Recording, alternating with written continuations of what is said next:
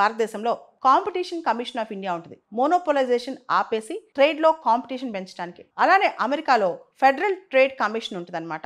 ఈ federal trade commission ఇప్పుడు మెటాని సూ చేస్తుంది. మెటాని కోర్టులోకి లాగింది. కేసు ట్రయల్ స్టార్ట్ అయిపోయిందనమాట.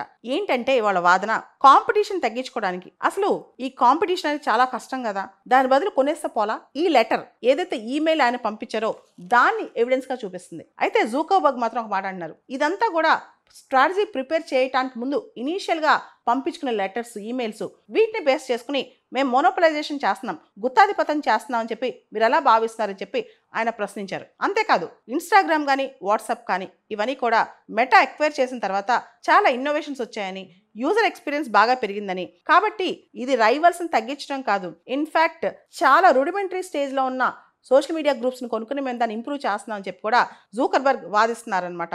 ఇన్స్టాగ్రామ్ కానీ వాట్సాప్ కానీ మొదలైనప్పుడు చిన్న చిన్న స్టార్టప్సే, వాటిలో మెటా బోల్డ్ అంత ఇన్వెస్ట్మెంట్ చేసింది.